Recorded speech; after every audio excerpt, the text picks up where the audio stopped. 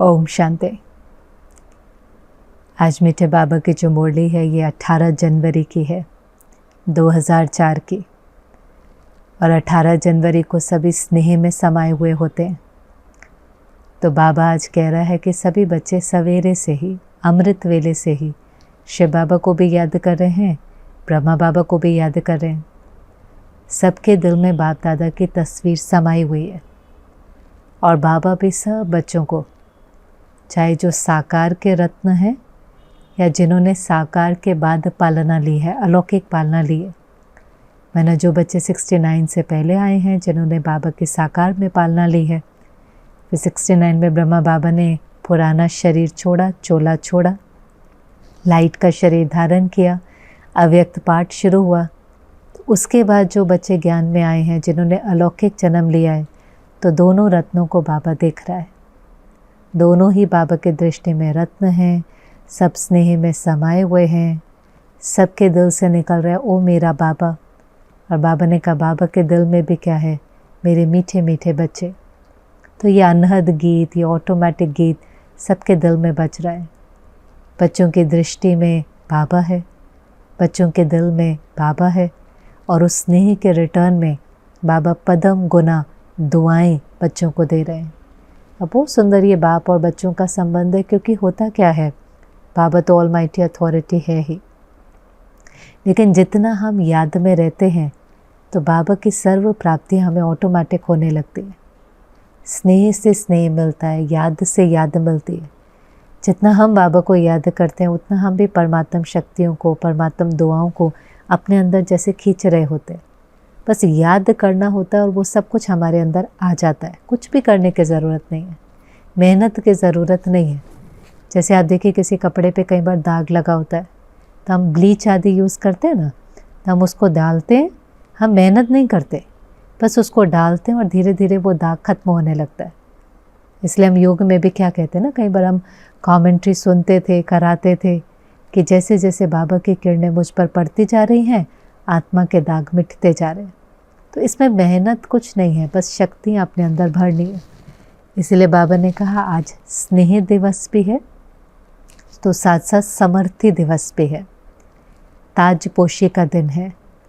क्योंकि आज के दिन ब्रह्मा बाबा ने क्या किया, बाबा इसको कहता है ताजपोशी का दिन, कॉरोनेशन डे।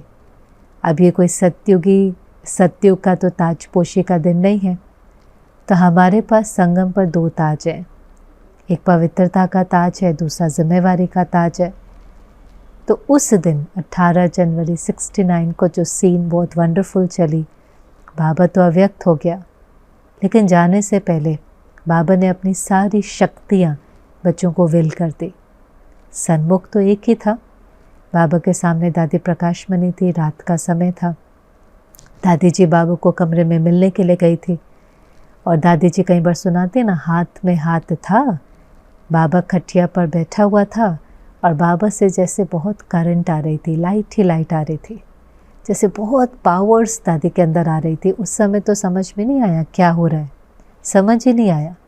ये अक्षर तो बाबा ने बाद में कहा कि ब्रह्मा बाबा ने अपनी सारी विल पावर विल कर दी थी बच्चों को। पर उस समय दादी को ऐसा लगा जैसे बहुत लाइट आ रही है, बहुत करंट आ रही है, बहुत हल्केपन का अनुभव हुआ, और उसी दौरान कुछ ही सेकंड्स के अंदर बाबा अव्यक्त हो गया, जिसको बाबा ने बाद में बताया। अव्यक्त अक्षर पहले तो नहीं था ना, वो तो ऐसे हुआ कि जैसे बाबा का हाथ ढीला होने लगा, बाबा को लिटाया, फिर फैमिली डॉक्टर को बुलाया, परिवार का ही डॉक्टर था, उसने कहा पिताश्री तो चले गए, मना आत्मा पंछी तो उड़ गई। फिर जब बाद में मुरलियाँ चली, संदेश आए, तो उसमें ये शब्द निकला अव्यक्त, कि बाबा गया नहीं है। ब्रह्मा बाबा बच्चों को छोड़कर गया नहीं है, केवल चोला बदला है, कमरा और कपड़ा बदला है। कमरा कौन सा बदल लिया, साकारी दुनिया से सूक्ष्म वतनवासी हो गया, आकारी दुनिया में चला गया। और कपड़ा, ये देह को छोड़ करके अभी लाइट का शरीर लिया। क्यों? सेवा की स्पीड फास्ट हो सके। ना देह का बंधन है, ना समय का बंधन है, ना स्थान का बंधन है। अव्यक्त बन करके बाबा ने अव्यक्त सेवाओं का पाठ शुरू किया, जो आज तक भी चल रहा है। कितनी देश विदेश की सेवाएं बाबा के सहारे से ही तो हो रही हैं। तो बाबा का जो वायदा था कि साथ हैं, साथ रहेंगे और साथ चलेंगे, तो बाबा ने कहा बाबा ने वायदा नहीं तोड़ा है, केवल सेवा फास्ट हो सके, सेवा का स्वरूप बदल सके, इसलिए कमरा और कपड़ा बदलाए। और इस दुनिया में, साकारी दुनिया में, बाबा ने बच्चों को निमित्त बनाया, जिम्मेवारी का ताज पहनाया। अब कार्य को आपको आगे लेकर जाना है। बच्चों को नोन बनाया, खुद अननोन बन गए, खुद बैकबोन बन गए, बच्चों को आगे कर दिया। और इसीलिए भी आज तक भी ब्रह्मा कुमारियों को ज़्यादा जानते हैं। अब शिव बाबा की प्रत्यक्षता भी बाकी है, ब्रह्मा बाबा को भी सभी नहीं समझते हैं, बाप दादा कौन है उन्हों को नहीं पता, लेकिन हाँ ओम शांति वाले हैं, ब्रह्मा कुमारी बहनें हैं, उन्हों को तो सब पहचानते हैं, छोटे बड़े देश विदेश में। तो बाबा ने हमें प्रत्यक्ष करके खुद बैकबोन बन गया। और जो बाबा ने दिया उस कुछ पलों के अंदर, ये भी देखो कितना वंडरफुल है। 36 में जब शिव बाबा की प्रवेशता हुई तो ब्रह्मा बाबा ने बलिहार गया और उस समय अपना सारा धन ट्रस्टी बन करके ट्रस्ट को अर्पित कर दिया। कुछ बहनों की बाबा ने ट्रस्ट बनाए और अपना सारा धन, जो विनाशी धन था, वो अर्पण कर दिया, वो सरेंडर कर दिया। और 69 में जब बाबा संपन्न और संपूर्ण बन गया, फरिश्ता बन गया, तो बाबा ने एक बार वापस अपनी सारी शक्तियाँ बच्चों को विल कर दी। तो शुरुआत में भी विल किया और जाते समय भी विल किया। शुरुआत में विनाशी धन विल किया और अंत में जो अविनाशी कमाई थी, शक्तियाँ थी, प्राप्तियाँ थी, वो बच्चों को विल कर दे। तो कितना ही वंडरफुल पाठ था। और इसीलिए बाबा ने कहा ये स्नेह दिवस भी है तो समर्थी दिवस भी है। आप सब बच्चों को ऑलमाइटी अथॉरिटी से सर्व शक्तियाँ दिव्य वरदान के रूप में मिली है। चलो ब्रह्मा बाबा ने तो उस दिन विल किया ही, पर जो मेजर उस दिन शिफ्ट था कि बाबा अननोन हो गया और बच्चे सामने आ गए।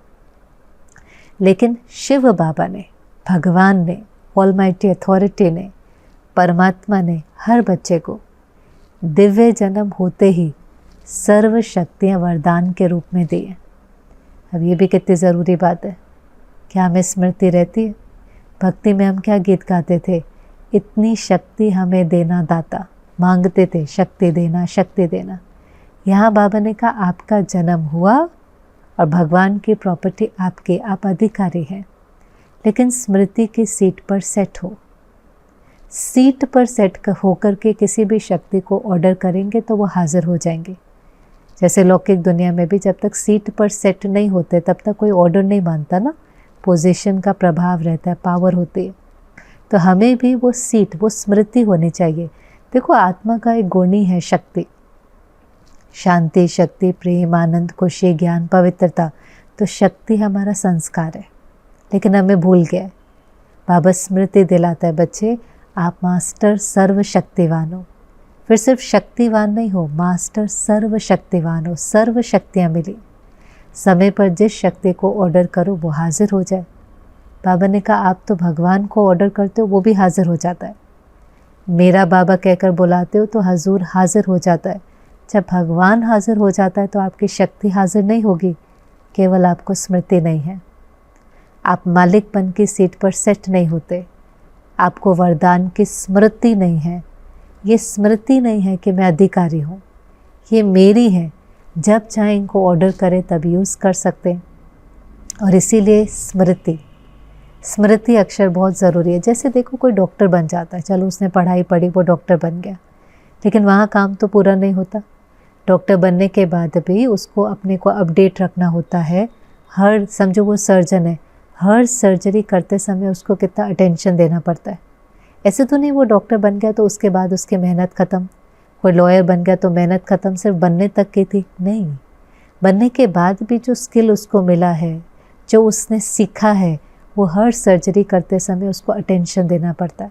फिर करते करते करते मास्टरी आ जाती है, फिर भी अटेंशन देना पड़ता है।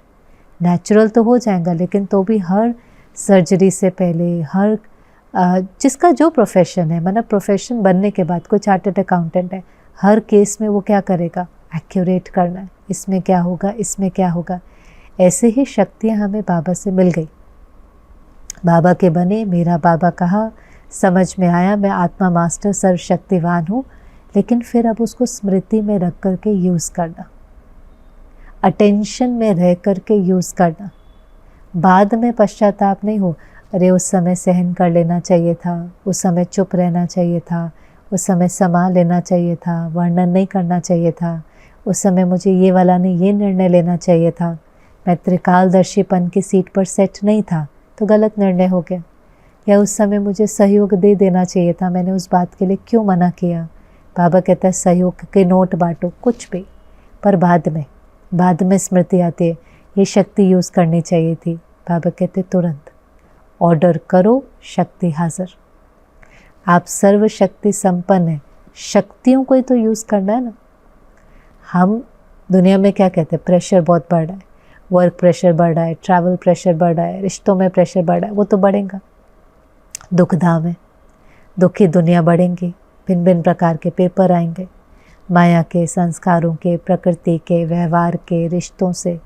लेकिन जितनी हमारी शक्ति बढ़ी हुई होंगी उतना हमें कोई भी बात महसूस नहीं होगी। आंतरिक शक्ति जितनी बड़ी होंगी दुख की लहर नहीं आएंगी।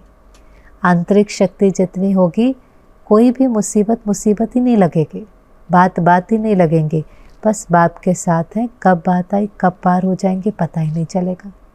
तो पहली मुख्य चीज़ जो बाबा ने कहा, चेक करो आप सर्वशक्ति संपन्न हो, शक्तियों को ऑर्डर करो, जे हाजिर करती है, चेक करो। मास्टर ऑलमाइटी अथॉरिटी की सीट पर सेट होकर अधिकार से हर शक्ति को यूज़ करो। जैसे कोई प्रेसिडेंट है, कोई प्राइम मिनिस्टर है, उसको सीट का अधिकार होता है ना, फिर वो बाकी सबको ऑर्डर करता है, कंट्रोल नहीं करता, ऑर्डर तो करता है ना, पावर तो है ना, अपनी पावर तो यूज़ करके कार्य करा सकता है। पावर भी उसी को मिलती है जो उस पावर के लायक होता है। पावर क्यों मिली? क्योंकि उसके पास वो कैपेबिलिटी थी। अब उस पावर को सही तरीके से यूज़ तो करना है ना, किसी को कंट्रोल नहीं करना, लेकिन यूज़ तो करना है। ऐसे उन शक्तियों को हमें भी यूज़ तो करना है। फिर बाबा ने कहा देखो इन शक्तियों को खुद के प्रति भी यूज़ करना है, साथ साथ दुनिया वालों को भी क्या चाहिए, शक्ति के ही तो भिखारी हैं। आपके जड़ चित्रों के सामने जाकर शक्ति की तो भीख मांगते हैं, क्योंकि जब कोई बात आती है तो घबरा जाते हैं, निराश हो जाते हैं, बात को सामना करने की शक्ति नहीं होती, तो कितनी जगह धक्के खाते हैं। जिसको बाबा पिछले दिन कह रहा था धर्म के धक्के कितनी जगह जाकर के धक्के खाते हैं, क्यों? शक्ति चाहिए कि उस परिस्थिति को हम पार कर सकें, वो जो विघ्न आया है उसको हम पार कर सकें। तो हमें भी शक्ति चाहिए और शक्ति हमें औरों को भी देनी है, उनको भी समर्थी देनी है।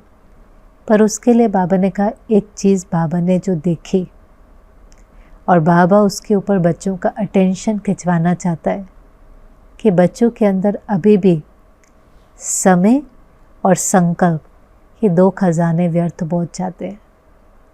जहाँ संकल्प व्यर्थ गया वहाँ समय तो व्यर्थ जाना शुरू हो ही जाता है। ये सूक्ष्म खजाने हैं, हर सेकंड संकल्प उठ रहा है, कोई समर्थ है कोई व्यर्थ है। जब कोई व्यर्थ होता है तो समय भी व्यर्थ चला जाता है। तो बाबा ने कहा पोता मेल देखो, पोता मेल देख करके फिर ये देखो व्यर्थ को समर्थ में परिवर्तन कैसे करें, क्योंकि समर्थ में परिवर्तन नहीं करेंगे संकल्पों को तो स्थिति कैसे समर्थ बनेगी, फिर औरों को कैसे शक्तियों का सहयोग देंगे। ऐसे नहीं सोचो नहीं दिन में 80% समय तो हम समर्थ ही होते हैं, 20% वेस्ट चलता है। चलो 20% भी चलता है, लेकिन चेक करके चेंज तो करना है, उसको भी ट्रांसफॉर्म तो करना है।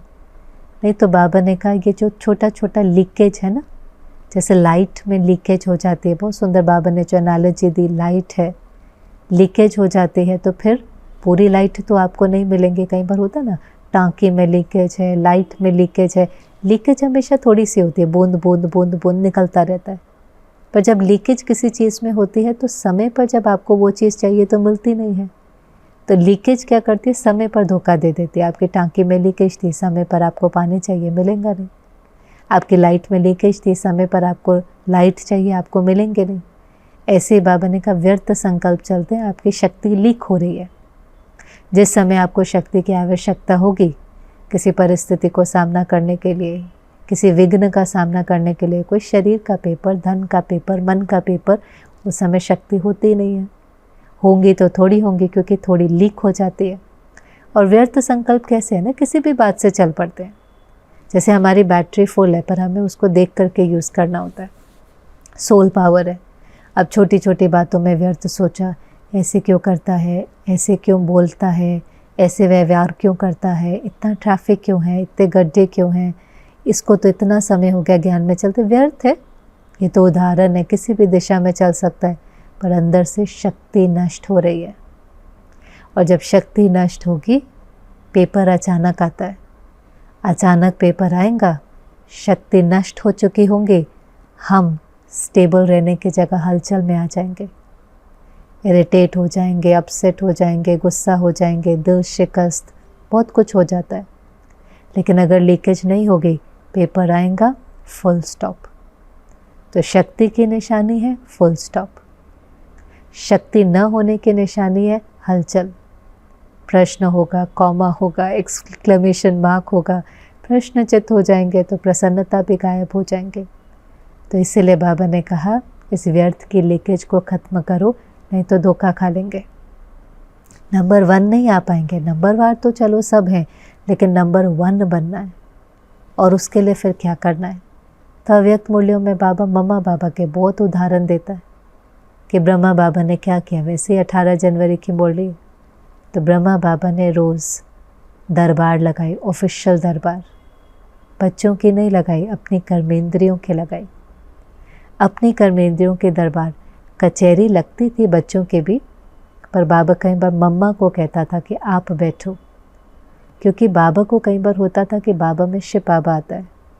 समझो देह अभिमान के वश किसी बच्चे ने सच नहीं बताया। कचहरी में क्या होता था, हर एक को कहते थे जिसकी जो भूल है वो सुनाए, किसी को कोई किसी से बात है तो सुनाए, मतलब मन हल्का हो, किसी के मन में कोई बात पकड़ी भी नहीं हो, देह अभिमान भी टूटे, रियलाइजेशन भी हो, वो भूल दोबारा नहीं हो, तो कचहरी लगाते थे। कचहरी माना कोर्ट की तरह, जिसमें हर कोई अपनी भूलें खुद ही बताता था और खुद ही रियलाइज़ करके परिवर्तन करता था। पर ज़्यादा मम्मा बैठती थी, क्योंकि बाबा को ऐसा होता था कोई बच्चे ने देह अभिमान के कारण झूठ बोला, तो किसके सामने झूठ बोला? ब्रह्मा बाबा में तो शिव बाबा है, भगवान के सामने झूठ बोला तो वो और ही सज़ा का भागीदार हो जाता था। कई बार बाबा कई ऐसे निर्णय भी लेता था जिसके अंदर सिर्फ और सिर्फ बच्चों का कल्याण होता था, पर बच्चे कई बार समझ नहीं पाते थे। पर बाबा जो कचहरी लगाता था वो अपनी कर्मेंद्रियों की दरबार लगाता था। मन को पूछता था, हे मन मंत्री, मंत्री है ना, मालिक नहीं है, मंत्री है, हे मन मंत्री, तुमने ये क्यों सोचा, तुमने परचिंतन क्यों किया, स्वचिंतन और शुभ चिंतन करने की जगह परचिंतन क्यों किया? मन की, बुद्धि की, संस्कार की, हर एक की जैसे चेकिंग। और हम जो चेकिंग करते हैं, पोता में लिखते हैं, चार्ट लिखते हैं, हम कोई डायरी की तरह नहीं लिखते, आज ये हुआ, ये हुआ, ये हुआ, नहीं। ये सब क्यों करते हैं कि समझो कोई भूल हुई तो बाबा कहते हैं कान पकड़ो कि दोबारा भूल नहीं हो। तो समझो आज किसी ने, मन ने धोखा दिया, मेरी किसी ने निंदा करी और मन ने धोखा दे करके बहुत व्यर्थ सोचा, तो हम अपने साथ बैठ कर के अपने को समझाते हैं कि देखो जो हमारी निंदा करता है वो तो हमारा मित्र है, वो हमारी निंदा कर रहा है। एक होता है हमने कोई भूल करी तो किसी ने निंदा करी, कभी कभी ऐसा होता है नहीं नहीं हमने कोई भूल नहीं करी, हमारे कर्म ठीक होते हैं, लेकिन उसने निंदा करी। लेकिन फिर हमने सुना, बाबा ने कहा जो निंदा करता है वो मित्र है, माना उसकी नेगेटिव एनर्जी का प्रभाव आपके ऊपर नहीं पड़े, आप ऐसे के प्रति भी शुभ भावना रखो, गाली देने वाले को भी गले लगाओ, आप और ऊपर उठ जाओ, आप और आपकी स्थिति, तो वो आपकी स्थिति को और परिपक्व, शक्तिशाली, ऊंचा उठाने के निमित्त बना। लेकिन अगर ये काम मैंने साइलेंस में किया होगा, पहले तो चेक किया कहाँ व्यर्थ चला, फिर अपने को ज्ञान से समझाया, फिर अपने मन की स्क्रीन पर करते हुए देखा कि अगर कल वापस ये सीन आ जाती है, वापस अगर मेरे साथ ऐसा होता है, कोई निंदा करता है, कोई क्रोध करता है, कोई पेपर आ जाता है, तो अब मन ये नहीं सोचना, ये सोचना है, अब बुद्धि ये नहीं करना, ये करना है। तो जब हमने उसको मन में देखा तो वहीं पर ही एक नया संस्कार बनना शुरू हो जाता है। फिर जब कल वो पेपर आएगा तो वो भूल नहीं होगी क्योंकि आपने साइलेंस में बैठा, चेक भी किया, चेंज भी किया, रियलाइज़ भी किया, अपने को नए तरीके से कार्य करते हुए भी देखा, तो वो संस्कार इमर्ज हो जाएगा। नहीं तो बार बार भूल क्यों होती है? क्योंकि भूल के पीछे जो गलती है, जो कारण है, उसका निवारण ही नहीं किया। वो जैसे रूट वहीं पर है, समझो बीज के अंदर कीड़ा लगा हुआ है। अब बीज से जो झाड़ निकलता है, आप झाड़ काटते जा रहे हो, जहाँ पर आपको लगता है कि ये सड़ गया आप काट रहे हो, लेकिन बीज को आपने ठीक ही नहीं किया, बीज में तो कीड़ा है, तो फिर जो झाड़ निकलता है वो कीड़े वाला निकलता है। ऐसे ही अगर हमने कारण का निवारण नहीं किया, हमने उसको अंदर में समझा नहीं, ये कमज़ोर आत्मा है, ये जो परचिंतन कर रही है ये कमज़ोर है, बाबा ने कहा गिरे हुए को और नहीं गिराना, उसको ऊपर उठाना है। या जो क्रोध कर रही है वो परवश आत्मा है, वो अपना पार्ट बजा रही है, मुझे अपना बजाना है, मैंने अपने साथ ऐसे ऐसे बैठ कर के बातें नहीं करी, तो फिर भूल हो जाएंगी। कोई झूठ बोलेगा हम फिर क्रोध कर देंगे, कोई निंदा करेगा हम फिर दुखी हो जाएंगे, कोई गाली देगा हम फिर ईंट का जवाब पत्थर से दे देंगे, फिर क्या फ़ायदा हुआ? भूले होते जाएंगे, भूले होते जाएंगे, व्यर्थ चलता रहेगा, बोझ बढ़ जाएगा, कर्म बंधन चुक्त होने के कारण और बढ़ जाएगा। तो बाबा ने कहा अपनी दरबार लगाओ, कर्मेंद्रियों के दरबार लगाओ। क्योंकि बाबा ने कहा, कई बच्चे हंसी में बाबा से पूछते हैं, बाबा आप तो जाने जाननहार हो, आप बता दो हम सतयुग में क्या बनेंगे, हमारा चित्र देखकर बताओ। मम्मा को भी कई बार साकार में पूछते थे, मम्मा आपको क्या लगता है हम क्या बनेंगे, महाराजा महारानी बनेंगे कि राज्य रॉयल फैमिली में आएंगे, साहूकार बनेंगे, प्रजा बनेंगे, साधारण प्रजा, साहूकार प्रजा, क्या बनेंगे? तो बाबा ने कहा, बाबा ने सबको एक विचित्र दर्पण दिया है, उस दर्पण में सब अपना चेहरा देख सकते हैं और आपको पता चल जाएगा कि आप आने वाली दुनिया में क्या बनेंगे। और वो विचित्र दर्पण क्या है? यहाँ पर जो जितना स्वराज्य अधिकारी होगा आने वाली दुनिया में, वो उतना लंबा समय विश्व राज्य अधिकारी होगा।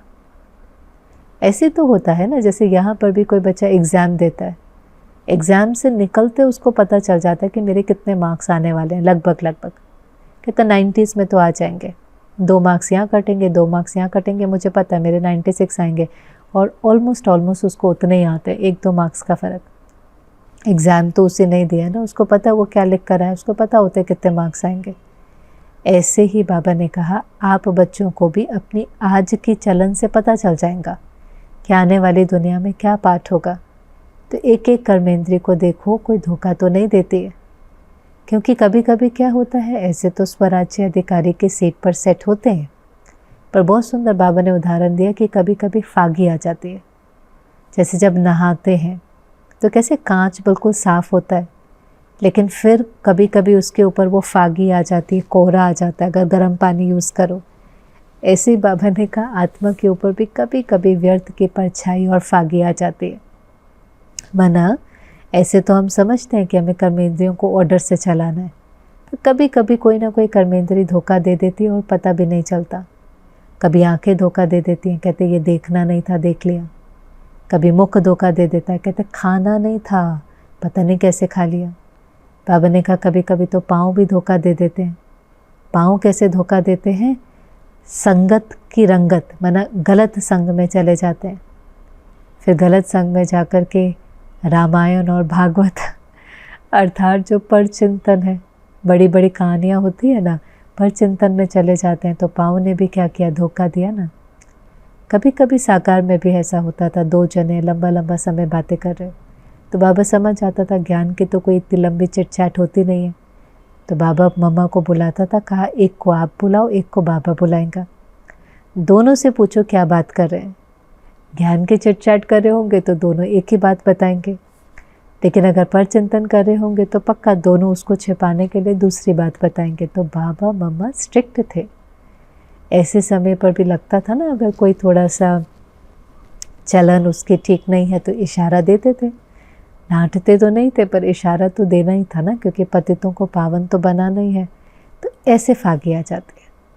कभी कभी तो पता भी नहीं चलता, लेकिन जिसको सूक्ष्म पाप कहते हैं, वरना एक तो ऐसा होता है कि आपने कुछ किया तो आपको इमीडिएट दुख मिलता है, पाप है ना, आपको भी दुख मिलेगा, किसी और को भी दुख मिलेगा। आपने क्रोध किया, आपने कंट्रोल किया, आपने झगड़ा किया। एक होता है गलत, श्रीमत के विरुद्ध है, लेकिन वो हमें टेम्पररी सुख देता है। जैसे हमने कुछ गलत देखा, कुछ गलत खाया, कुछ गलत पहना, कोई गलत संग था, वो हमें इमीडिएट थोड़ी ना दुख देता, हमें अच्छा लगता है, हमें मज़ा आता है, हमें टेम्पररी प्लेजर मिलता है।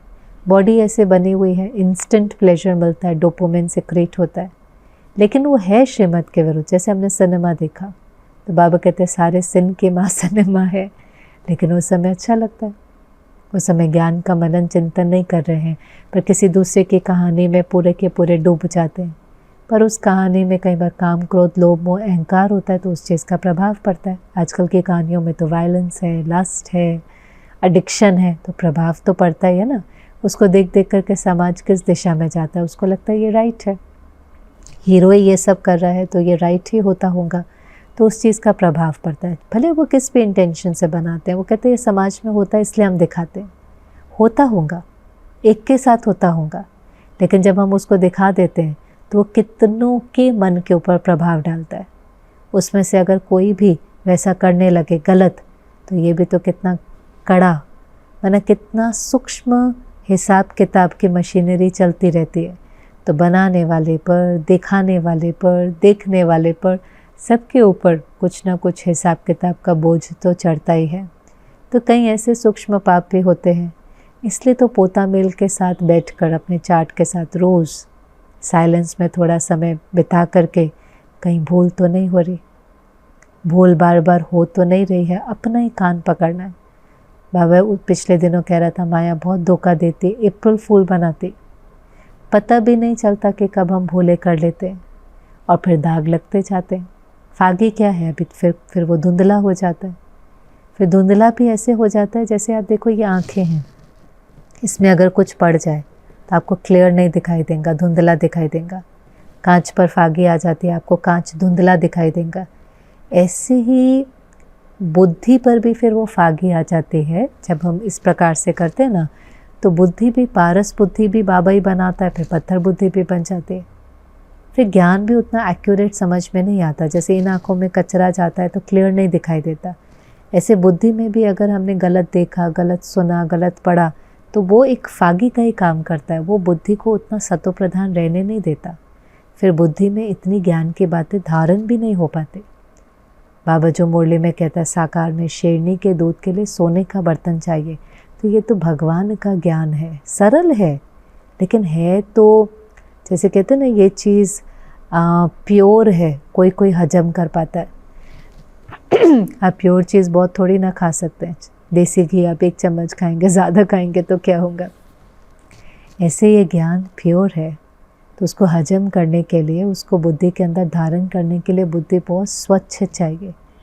और इसीलिए किसी को ज्ञान बहुत याद रहता है, बुद्धि में धारण रहता है, क्योंकि व्यर्थ नहीं है। मुरली की बातें याद रहती हैं, उसका मनन चिंतन रहता है, समय पर वो पॉइंट याद रहती है, उसको यूज़ करते जाते हैं, बात आकर चली जाती है, लेकिन प्रभाव से परे रहते हैं। और कई कहते हैं हम रोज़ मुरली सुनते हैं, याद ही नहीं रहता। क्यों याद नहीं रहता? क्योंकि उसके अंदर और बहुत कुछ भरा हुआ है ना। तो ऐसे बाबा ने कहा देखो, कोई कर्मेंद्री धोखा तो नहीं दे रही, कान कुछ गलत तो नहीं सुन रहे, आंखें कुछ गलत तो नहीं देख रही, मुख कुछ गलत तो नहीं खा रहा, ज़्यादा तो नहीं खा रहा, हाथ पाँव भी हमारे ऑर्डर से चलते हैं, मन बुद्धि संस्कार ऑर्डर से चलते हैं। स्वराज्य अधिकारी की सीट पर सेट होंगे तो विश्व राज्य अधिकारी बनेंगे। यहाँ कंट्रोलिंग रूलिंग पावर होंगी तो विश्व को कंट्रोल कर सकेंगे। भले वो नेचुरल होगा, वहाँ आपको ऐसे कंट्रोल नहीं करना पड़ेगा, पर यहाँ विल पावर से, परमात्म शक्ति से, श्रीमत के अनुसार चलना है। कर्मेंद्रियों को लॉ एंड ऑर्डर से चलाना ही है। कर्मेंद्रियाँ धोखा देती हैं, मन धोखा देता है। आसक्ति, आकर्षण, लगाव, प्रभाव, झुकाव 63 जन्मों की आदत है। टेम्पररी सुख मिलता है, खिंचता है, पर उसको धोखा नहीं देने देना है। बाबा क्या कहता है, श्रीमत क्या कहती है, मुरली क्या कहती है, वेरीफाई करते रहो, वेरीफाई। पिछले दिन तो बाबा कह रहा था बीके भी अगर कोई मत देता है ना, पहले वेरीफाई करो ये श्रीमत है कि नहीं है, क्योंकि बीके भी यथाशक्ति चलते हैं, नंबरवार हैं। जो जैसा चलता है वो वैसे ही श्रीमत देगा। जो थोड़ा बहुत बाहर का खा लेता है वो कहता है चलेगा, जो कभी कभी मुरली मिस करता है वो कहेगा चलेगा, जो कभी कभी बना जिसकी जैसी धारणा होगी। लेकिन बाबा क्या कहता है, मुरली क्या कहती है, श्रीमत बहुत एक्यूरेट क्लियर होनी चाहिए और सिर माथे होनी चाहिए, और उसके अकॉर्डिंग हमें अपनी कर्मेंद्रियों को चलाना है।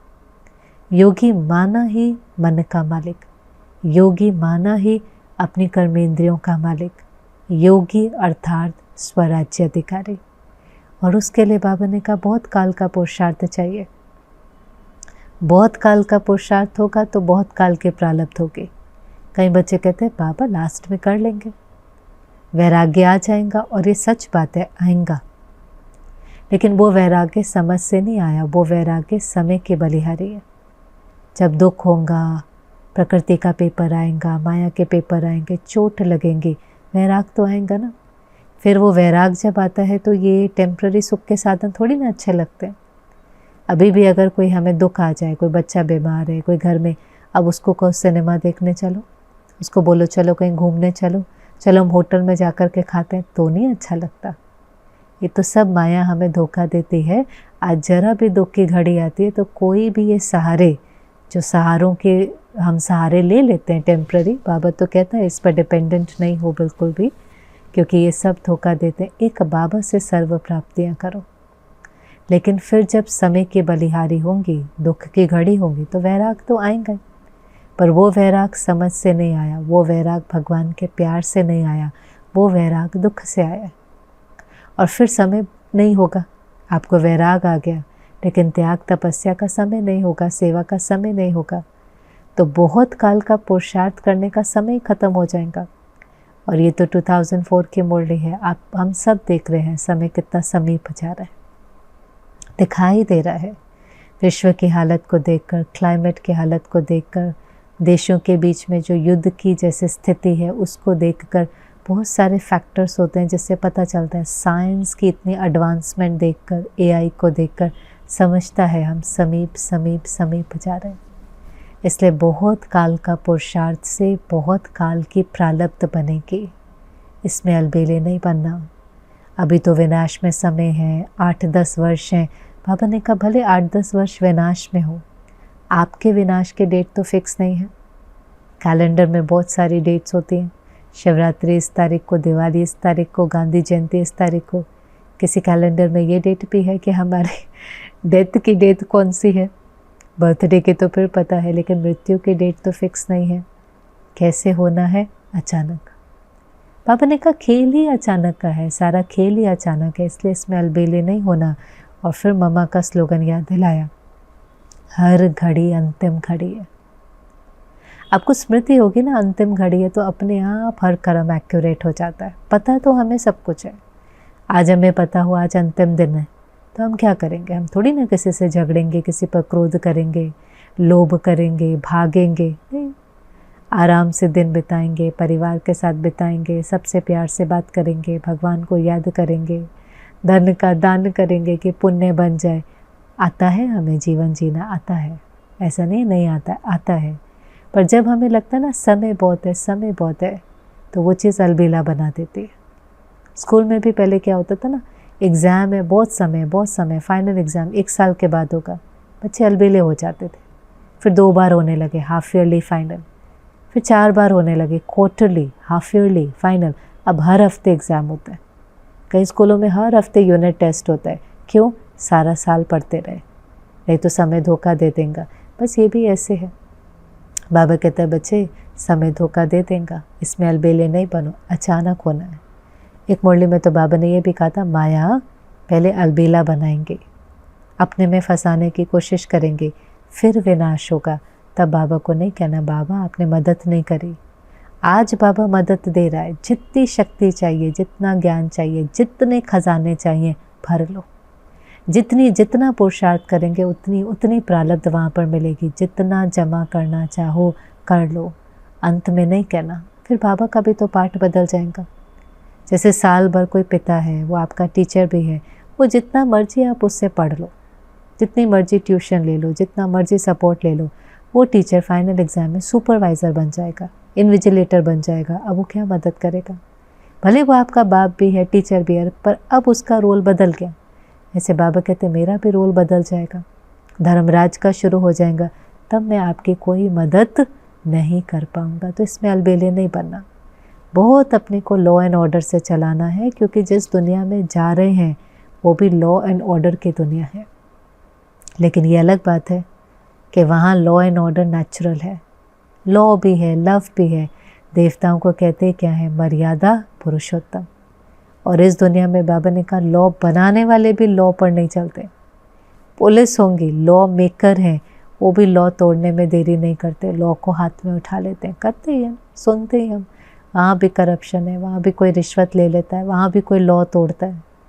और उस दुनिया के अंदर हर कोई, किसी को कहना नहीं पड़ेगा, यहाँ लॉ बनाने पड़ते हैं, वहाँ कोई लॉ नहीं बनाना पड़ेगा, क्योंकि आत्मा शक्तिशाली है, आत्मा मर्यादाओं पर नेचुरल चलती है। जैसे इस दुनिया में भी जो शक्तिशाली आत्मा होगी ना, वो लॉ कभी नहीं तोड़ेगी। वो तो ट्रैफिक का सिग्नल भी कभी नहीं तोड़ेंगे, कभी झूठ नहीं बोलेंगे, कभी चोरी नहीं करेंगे, कभी रिश्वत नहीं लेंगे। पावरफुल सोल है, वो कहेंगे जो होगा देखा जाएगा, हम गलत नहीं करेंगे। कमज़ोर आत्मा कदम कदम पर नियम तोड़ेंगे, सड़क के भी नियम तोड़ेंगे, कंपनी के भी नियम तोड़ेंगे, जीवन के भी नियम तोड़ेंगे। उसको नियम तोड़ने की आदत पड़ जाएगी, उसको फ्रीडम नियम तोड़ने में लगेगा। और शक्तिशाली आत्मा को फ्रीडम नियम पर चलने में लगेगा। उसका फ्रीडम किस में होता है? नियमों पर चलने में। उसको नियमों पर चलने में ऐसा लगेगा कि सपोर्ट है, उसी में उसको फ्रीडम लगेगा। उसको नियम बंधन नहीं लगते। शक्तिशाली आत्मा को नियम बंधन नहीं लगते, उसको कायदे में फ़ायदा दिखाई देता है। और कमज़ोर आत्मा को कायदे सफोकेट करते हैं, उसको लगता है मुझे कोई कायदा नहीं चाहिए। लेकिन कायदे पर नहीं चलते हैं, समझो, तोड़ते जाते हैं नियम, तो विल पावर कम होती जाती है, शक्ति कम होती जाती है, कम होती जाती है, तो फिर प्रभाव पड़ने लगता है। शक्ति कम होगी, बातों का प्रभाव पड़ेगा, परिस्थितियों का प्रभाव पड़ेगा। और इसीलिए हमें परमात्म बल मिला है ना इस समय पर। पहले भी आप देखो, ज्ञान तो कई लोग टीवी पर भी सुनते हैं, है तो वो भी भगवानुवाच ज्ञान है ना, सुनते हैं टीवी पर, यूट्यूब पर उनको धारण करने में बहुत मेहनत होती है, क्योंकि उनको वर्षे में परमात्म शक्ति अभी मिली ही नहीं ना, परमात्मा को पहचाना ही नहीं, रिश्ता जोड़ा ही नहीं, तो प्राप्ति भी नहीं हुई।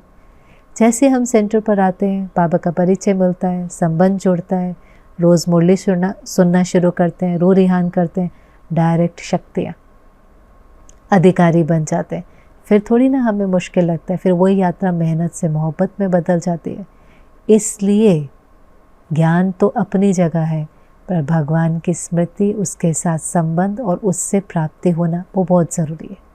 वही यात्रा को ईजी करता है। अगर वो ये नहीं है और सारा ज्ञान भी और सारी समझ भी है, यात्रा में मेहनत है, क्योंकि हमारे पास तो शक्ति नहीं है, हमारे पास तो उतनी विल पावर ही नहीं है। तो बाबा ने कहा इस वर्ष में क्या करेंगे, अगला स्मृति दिवस आने से पहले क्या करेंगे, किस चीज़ का समारोह मनाएंगे। अभी तो सम्मान समारोह भी बहुत मना लिए, बहुत मना लिए। एक्चुअली हम सबको अभी कोई सम्मान समारोह की आवश्यकता नहीं है। बाबा ने कहा किस चीज़ का समारोह मनाओ, किस चीज़ की सेरेमनी बनाओ, समय और संकल्प व्यर्थ नहीं जाएगा, उसमें सफल बनो। तब सफलता मुहूर्त कहेंगे जब हर सेकंड और हर संकल्प सफल हो रहा है, सफलता मुहूर्त बनो। आप सफलता मुहूर्त बनेंगे तो बाबा ने कहा विश्व की आत्माओं को भी तृप्ति की सफलता दिला पाएंगे। बेचारों की तो थोड़ी बहुत आशा है, हम शक्तिशाली होंगे तो हम उन्हों की कुछ इच्छाएं पूरी कर पाएंगे, उन्हों के अंदर आशाओं के दीपक जगा पाएंगे। लेकिन पहले आपको सफलता मुहूर्त बनना है। कैसे? कोई नेगेटिव थॉट नहीं, समय भी सफल, संकल्प भी सफल, कर्मेंद्रियां ऑर्डर से चलती है। तो हमारी सफलता, हमारी शक्तिशाली स्थिति से हम उन्हों की कुछ न कुछ आश पूरी कर पाएंगे, क्योंकि वो तो अपने अंदर उतनी शक्ति अभी नहीं डेवलप कर पाते। लेकिन हम शक्तिशाली आत्मा किसी को कहती है ना, हो जाएगा, आप चिंता नहीं करो, हो जाएगा। तो वो उस बात को पकड़ के अपने मन में सोचने लगता है, अच्छा फलाने ने कहा ना, दादी जी ने कहा था हो जाएगा तो हो जाएगा। फिर वो अपने संकल्प से सिद्धि कर लेता है, लेकिन उस संकल्प करने के लिए भी उसको किसी शक्तिशाली आत्मा का सहारा चाहिए। किसी का बच्चा बहुत बीमार है, कोई योगी आत्मा कह देता है कोई नहीं, बिल्कुल ठीक हो जाएगा, तो डॉक्टर भी कहते रहेंगे पता नहीं ठीक होगा कि नहीं होगा, पर किसी शक्तिशाली आत्मा ने कह दिया तो फिर वो माँ सोचना शुरू कर देती है नहीं ठीक हो जाएगा, ठीक होना ही है, उन्होंने कहा ठीक होना ही है। वो अपने संकल्प से सिद्धि कर लेती है, क्योंकि माइंड ओवर मैटर होता है। आपने एक बार मन के ऊपर जीत पा ली, आपने जगत के ऊपर जीत पा ली। तो बाबा ने कहा आप शक्तिशाली बने, आपने शक्ति का सहयोग किसी को दिया, उसके जीवन में आशा का दीपक जग जाता है, उसको लगता है हाँ हो सकता है। ऐसे आशा का दीपक जगाने से ही सच्ची दीपावली होगी। लेकिन पहले स्व फिर सेवा, पहले आप सफलता मूर्त बनो, कोई प्राप्तियों की लीकेज नहीं हो, प्राप्ति संपन्न, संकल्प श्वास समय सफल हो। आप सफलता मूर्त बनेंगे तो औरों को भी बना पाएंगे। इसलिए बाबा ने कहा इस सीट पर सेट हो जाओ, मैं ऑलमाइटी अथॉरिटी हूँ, मास्टर ऑलमाइटी अथॉरिटी, सर्व शक्तियों से संपन्न हो। इस स्मृति को जागृत करो, इस सीट के ऊपर सेट हो। और फिर बाबा ने कहा देखो ब्रह्मा बाबा, सूक्ष्म पुरुषार्थ करते करते आपको पता भी नहीं चला, गुप्त पुरुषार्थ करते, अपनी कचहरी लगाते, कर्मेंद्रियों को ऑर्डर से चलाते चलाते कब पिंजरे से पंछी उड़ गया। शरीर पिंजरा ही तो है, पंछी इसमें फंसा हुआ था, आत्मा पंछी। कर्म बंधन चुकतू कर, देह के बंधन से परे पंछी उड़ गया। पर चुक तो गया ना, बाबा ने अपनी कर्मातीत अवस्था को हासिल किया था, इसीलिए तो 1 सेकंड में देह ने भी खींचा, बच्चों ने भी खींचा, लेकिन तो भी बाबा सब बंधन पार करके 1 सेकंड में उड़ गया। ऐसे बाबा ने कहा ब्रह्मा बाबा आप सबको याद करता है, सिख व प्रेम से याद करता है, मेरे बच्चे आ जाओ, आप भी आ जाओ, आप भी अपना हिसाब किताब चुकतो कर कर्मातीत अवस्था को प्राप्त करो। और फिर बाबा ने ड्रिल कराई सभी को। बाबा ने कहा अभी अभी बोलो, अभी अभी। ओ बाबा, मीठे बाबा, हम आपके समान अव्यक्त रूपधारी बने कि बने। तो ये हम किसको कह रहे हैं? शिव बाबा को भी और ब्रह्मा बाबा को कि बाबा हम भी आपके समान अपना हिसाब किताब चुकतो कर, कर्म बंधन चुकतो कर, स्वराज्य अधिकारी बन, हम भी आपके समान अव्यक्त रूपधारी बने के बने। तो बहुत पावरफुल मुरली 18 जनवरी की तो मुरली पावरफुल होती ही है। लास्ट में तो बाबा जानकी दादी को याद कर रहा था। दादी ने कहा होगा मैं सभा में बाबा ज़रूर हाजिर होंगे, शायद हो, मैं जहाँ तक समझती हूँ स्थूल में नहीं है पर सूक्ष्म में दादी वहाँ पर होंगी, पर बाबा को मैसेज दिया होगा कि बाबा मैं ज़रूर पहुँचूँगी। खैर जो मुख्य बात है कि बाबा ने हर एक को, चाहे जानकी दादी है, चाहे अलग अलग खंड वाले हैं, बाबा ने सबको नाम सहित और विशेषता सहित याद प्यार दिया। फिर मधुबन वालों को भी याद किया। बाबा ने कहा मधुबन वालों को त्याग का भाग्य मिलता है, क्योंकि हम सब मधुबन में जाते हैं पर वो तो हमारी सेवा में ही रहते हैं। हम सब 3-4-5 दिन मौज करते हैं, लेकिन वो तो हमारे लिए कोई भोजन बना रहा है, कोई अकोमोडेशन देख रहा है, कोई सफाई कर रहा है, तो त्याग है ना। भले उस समय मिलन में बाबा से वो भी मिलते हैं आगे बैठ कर के, पर उसमें भी सब तो नहीं मिल पाते। मधुबन के इतने कमरे हैं, शांतिवन, पांडव भवन, हॉस्पिटल, ज्ञान सरोवर आदि, कितनों को तो वहीं रहना पड़ता है। त्याग तो है ना, त्याग तो है। वो आ जाएंगे तो कारोबार ही रुक जाएंगे। हम तो मिलन पूरा करते हैं, भोजन पर जाते हैं, और विशेष भोजन उस दिन मिलता है और स्पेशल टोली मिलती है, पर वो तो लगे होते हैं ना सेवा में। तो बाबा ने खास उनको याद किया और कहा त्याग का भाग्य जमा होता है, लेकिन अब मधुबन को भी महान बनना है। कोई दाग नहीं हो, कोई व्यर्थ नहीं हो, व्यर्थ से फ्री, स्व और सेवा में, स्थिति में भी और सेवा में भी महान बनना है। बाबा सबको महान, कोई दाग नहीं, महान स्थिति में देखना चाहता है। और भले त्याग करते हैं पर बाबा के दिल में मधुबन निवासी सब है। तो एक एक को बाबा समझता है ना, वो हमें उनका त्याग नहीं दिखाई दे रहा, पर बाबा को स्मृति है। हम अपनी मौज में होते हैं, पर बाबा को स्मृति है। और इसलिए बाबा हर बच्चे के त्याग को भी जैसे एक्नॉलेज करता है, हर चीज़ को एक्नॉलेज करता है।